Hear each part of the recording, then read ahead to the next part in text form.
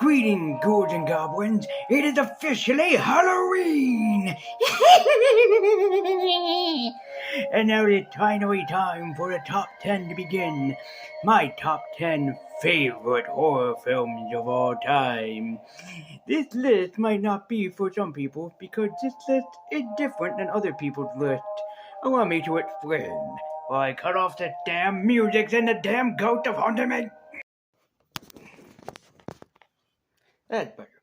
Now, before I begin the top 10 list, I just want to just break down some rules and make sure that you guys can hear me without the haunting theme. Oh, the movie just self-played itself. That's fine, I can stop it later. Yeah, that was the music from The Shining, by the way. So, anyone that pointed it out. But this is just my list. I just want to make this certain for you guys can understand that this is just my list. That these horror films are just the ones that I think are the best, are the most awesome, are the ones that certainly a lot of people should recommend. And keep in mind, I still haven't seen every horror movie, so this is just right now. I mean, if I ever do another one of these in the future, my opinion can change. But this is mostly going to be horror films. So the realm of horror is wild and wide, of course. So I want to explain to people clicking on this list going, this would be cool for my kids to watch too. No, children should not be here. This is not like Halloween movies like Corpse Bride or Nightmare Before Christmas. It's not that. This is more horror themed. There is a reason why I'm wearing this shirt, by the way. It's more horror themed. So the ones that I'm picking here are the ones that are like involving slashers, zombies, ghosts, demons, everything in between. These are like the ones that are very bloody and gory, and for good reasons. Children can watch this video at their own demise, meaning nightmares, not their own deaths, meaning nightmares. So kids can watch this knowing their nightmares, but happy Halloween, my friend. But unfortunately, that today is the final day that Lazyween must end. I know for a lot of you, it's very, very sad. But I gotta say, I've had a whole lot of fun working on these Lazyween videos. You guys have no idea how fun it is. So thank you so much. So, with that being said and done and out of the way, I'm going to move on to my top 10 favorite horror movies list. I wanted to do this one for a long time, and I think that this date is specifically Halloween. This might get some people recommendations to watch for the Halloween night or for the Halloween spirit. And in case that you don't want the Halloween spirit to end, you can always come back and watch these Lazyween videos because come November, I'm going to go back into the geeky and nerdy stuff that I have always loved and respected. So with that out of the way, this is just my top 10 list. Remember that. This is just my picks, so you guys can have different horror movies. Again, I haven't seen them all. And first and foremost, this is just for fun, so I don't want nobody in the comments telling me that I should be ashamed because I didn't pick the original Halloween, or the Texas Chainsaw Massacre, or Wes Craven's Scream. These are horror movies that I've seen and also that I own.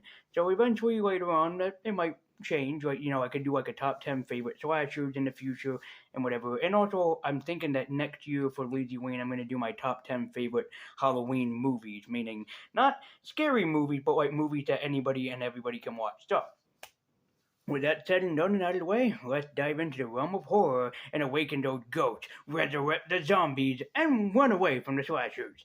This is Lazy Universe Top 10 Favorite Horror Movies.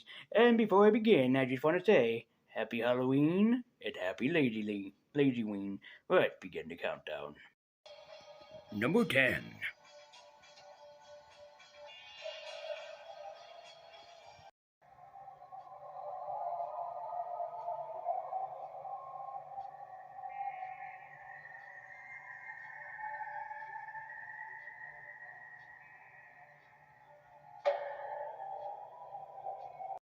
If I had to pick one favorite zombie movie, and I mean just one favorite zombie movie, it would have to be the Tom Savini remake of Night of the Living Dead. It is indeed a classic.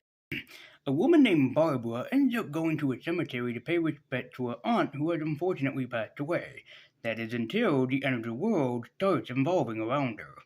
And it's up to Barbara to figure out if she is stronger than she thinks, or will she succumb to the madness around her and the zombies that will awaken themselves within. Tom Savini did an amazing job when he remade this film, and he really showed love and respect to a great friend of his by doing this film justice, and in fact, better than the original. Alright, sure, I haven't seen the original Night of the Living Dead, but this one is definitely up there as one of the classics, and I can definitely see why people love this remake to this day. Grab yourself some guns, grab yourself some friends, and gather yourselves around a big old campfire, because tonight we're going out for the Night of the Living Dead. We're going zombie hunting, we're going zombie searching, and we might not make it out alive. And even more so, we might end up going crazy in the end.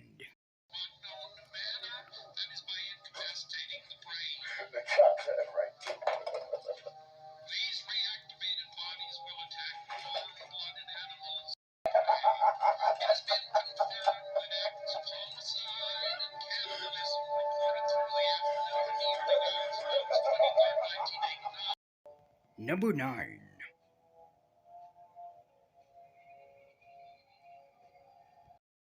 history. The Texas Chainsaw Massacre. The 2003 Texas Chainsaw Massacre movie was a surprise for me because of how much I actually ended up enjoying it and loving it for what it's worth. A group of teenagers are on their way, heading their way down to the Paradise City of Mexico, where they can enjoy a Leonard Skinner concert, but that doesn't end up happening. They end up picking up a strange hitchhiker off the side of the road who ends up telling them that there's something dark out there, something that they don't want to run into. As they not only run into a crazy bizarre family, but they end up running into the main man himself, the man, the myth, the legend, the chainsaw, Leatherface.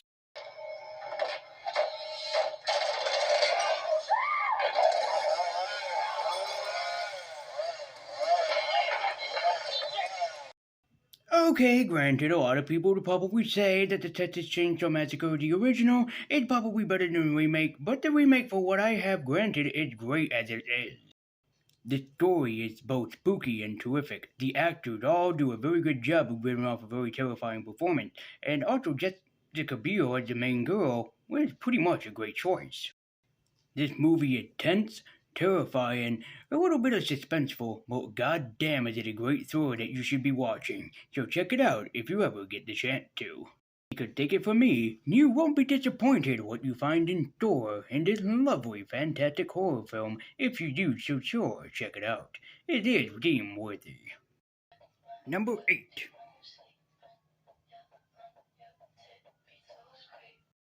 are survived by their 12-year-old son, Brandon.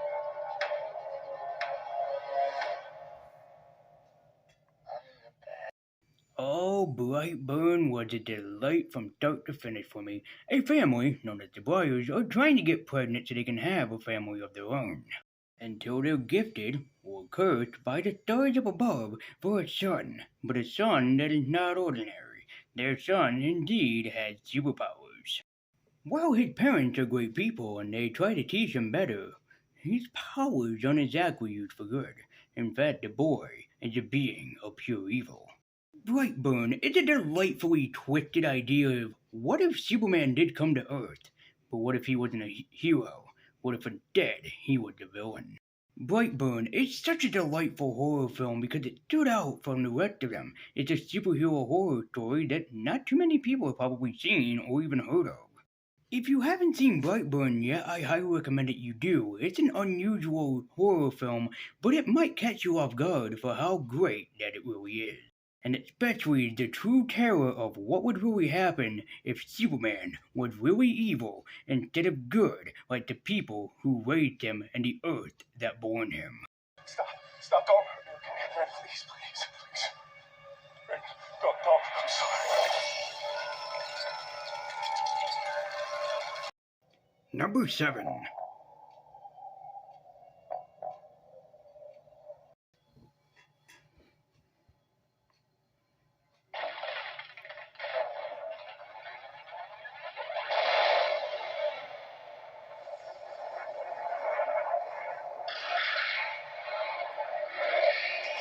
The Thing is a tremendous movie that John Carpenter wanted to do justice, and I feel that Carpenter did just that as a tremendous director, especially for this movie. John Carpenter read the short story while he was in high school after being a big fan of the original The Thing from Another World, and in fact, he did this movie better justice in my opinion.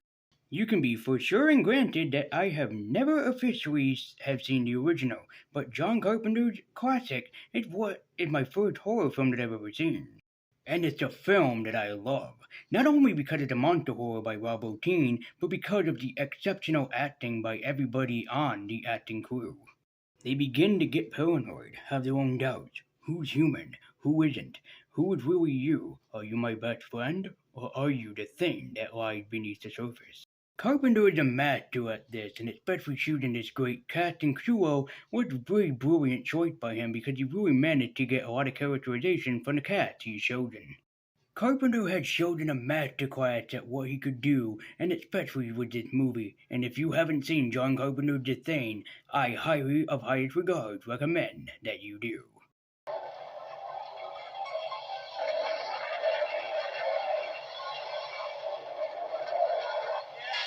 you too! Number 6.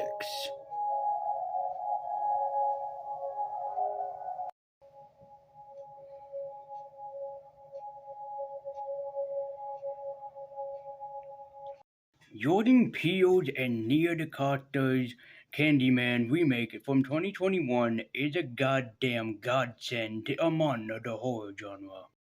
Both Jordan and Nia showed true love for the original movie and honor it in the best of ways with this remake, with a painter who wants to bring to life the Candyman to his culture.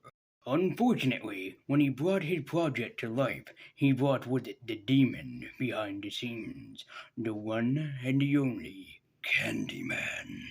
This film was a godsend. I didn't expect to like it as much as I did, especially watching the original film before the remake, but however, I fell in love with this film just as quickly. It's about a man who found his own personal rabbit hole, but he can't stop falling deep down in it. He keeps going deeper and deeper until he cannot pull himself out of it. The horror doesn't die. In fact, it doesn't end. It lives on as the next Candyman for a new generation has been chosen by the end of this movie. If you have seen the original Candyman film, I recommend that you check out the remake. It's not as bad as you think it is, and in fact, it is a godsend among horror movies. However, if you're very squeamish and you're not into gore, you might want to skip this one out. But for everybody else, check out the remake of Candyman. It is really damn awesome.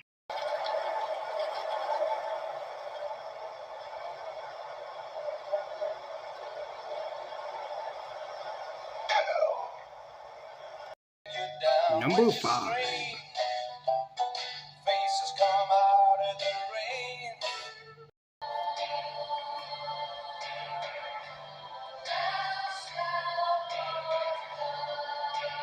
If I had the choice between a favorite vampire movie, and I honestly seen a lot of them, and the choice is hard, I'd have to go with the cult classic, The Lost Boys.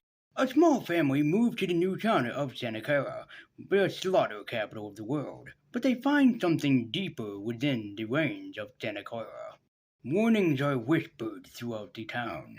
Do not go out at night. Beware what's out there, because what's out there just might be back for blood. Richard Donner and Joel Schumacher really made a cult classic vampire movie, and despite some criticism that I have with the film, it still holds up as a goddamn classic in my opinion. Granted though, this film might not be for everybody. Some people might have still nitpicks with it and whatever, but despite the fact, I love this as a vampire film because it just works for me. All the vampires in it themselves are terrifying. Everything is just so goddamn terrifying. But the horror comedy aspect is what really makes it shine the most. Grab yourself a bite to eat, or grab your favorite friends or your favorite partner, and sit on down and enjoy some Lost Boys, which have still for some reason still have not been found even till to this day.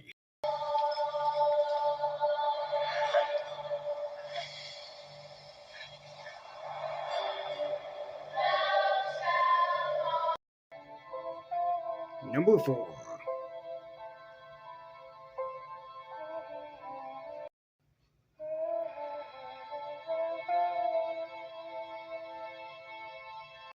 From legendary director Peter Jackson, Pan's Labyrinth is an amazing horror film, and especially in a short one as that it is. A little girl named Ophelia and her mother move to a new place. To make matters worse, it's Spain during World War One, and especially the douchebag that they're with, the Capitan, is basically big time jackass. But through a magical creature known as the Fawn, played by Doug Jones, Ophelia soon realizes that she's in for more than she bargained for, because she's a princess from another world.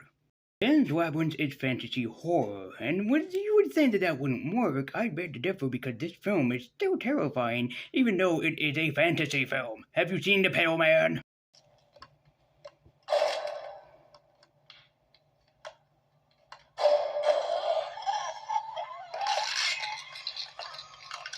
Yeah, Pan's Labyrinth is a goddamn horror film. But aside from the horrors of the creatures, there is actually the horror of something else, far worse than the creatures: war.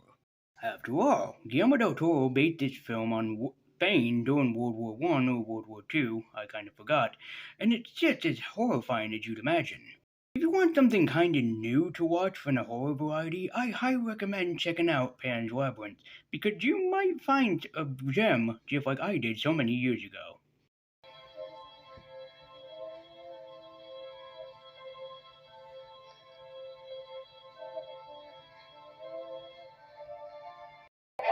Number 3.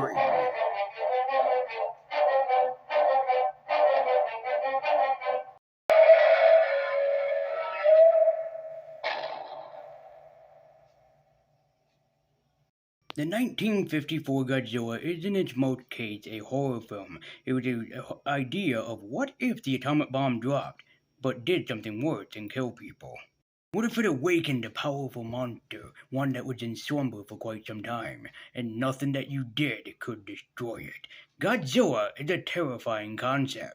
The original 1954 movie still holds up to today because it's such a terrifying concept. What if a monster like that really did exist in the world of today?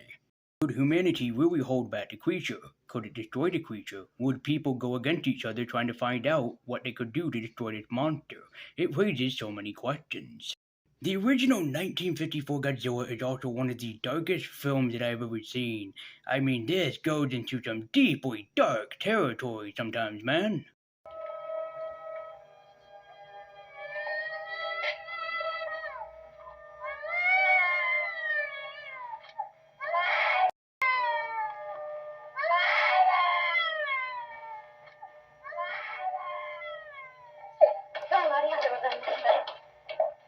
Sure, Ishiro Honda never meant for Godzilla to become the superhero that he would later on become, but instead be a symbol of horror, and that's why the 1954 film holds up so much. It's still so terrifying to think if a monster this big and this catastrophic could really exist in the world today, and that's why Godzilla is still one of my favorite horror movies.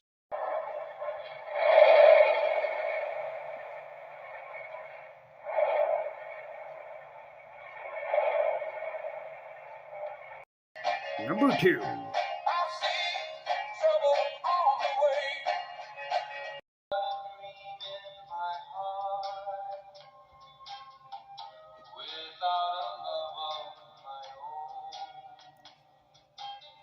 I've already reviewed this movie up on the channel, so if you want to go and check that out, you can. But I won't be spending too much time here with this movie because it is my favorite werewolf film. Two friends, David and Jack, are out on a camping trip out in England, or London, where they find out that there is something that they didn't bargain for, a werewolf. While David survives, unfortunately, the curse of the wolf is with him, and his friend Jack is dead. But worst of all, while he's dead, he still picks on him. An American Werewolf in London is my favorite werewolf movie, and I don't care how many times you hear me say it, but god damn it do I love this movie in all its sincerity. And especially it had my favorite werewolf transformation of all time, done by the man, myth, and legend Rick Baker. God damn, this movie is just so damn awesome and full of good moments. If you're looking for a different werewolf movie and you're sick of the usual and typical, I highly recommend checking out An American Werewolf in London. You might like it. And this is directed by the same guy who did the National Lampoon movies and Animal House, John Landis. I'm not even kidding. This is a horror movie made by John Landis. Give yourself a howling good time and check out An American Werewolf in London. You might find out that what you're in for is one of the greatest werewolf movies ever made.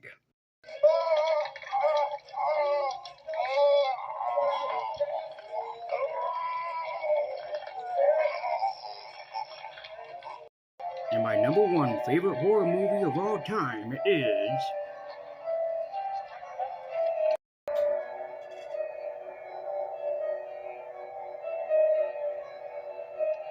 If you follow me on Twitter, you know that I talk about this movie a lot, and there's for good reason. This is one of my favorite horror movies. A young girl named Kristen had been having nightmares, very terrible ones, and in fact, no one knows the reason as to why she's having these frightful nightmares. What's worse is that when she has a nightmare, it turns out that by accident she slit her wrist, so her mother sends her into the usual place, an insane asylum. The movie never once touches Elm Street, but instead stays at Western Hills, and the movie doesn't miss a beat for staying at its legendary location. This also had one of the most unique cast of characters, and actually I ended up liking these characters a lot more than you probably would give me credit for. They are all awesome in their own rights. This film also had some of the best special effects that still hold up to this day, similar to John Carpenter's The Thing, and it really still manages to surprise. Like I said, the cast and characters in this movie is very well impressive. You will learn to love one of them, and one of them will more than likely become your favorite by the end of the movie. Yeah, the center focus of the movie has to be Freddy Krueger, played by Robert Englund yet again, but he never misses a beat in this movie. If you have never seen Nightmare on Elm Street 3, The Dream Warriors before, I highest of highest regards recommend it because it is my favorite Freddy Krueger movie and favorite horror movie of all time. To be honest, I can't really think of anything else that I can say in this rather moment, except for probably one thing. And one thing exactly only.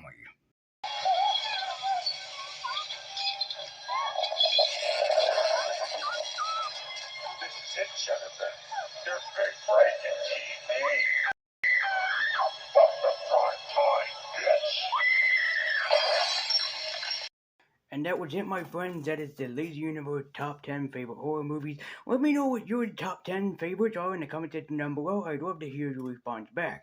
And next year, I promise I'll probably just do like Halloween movies, which is movies for like anyone young and old. Doesn't necessarily have to be in the horror realm. So anyway, thank you guys so much for watching. Be sure to like, comment, and subscribe. Follow me at Twitter with a link in the description down below.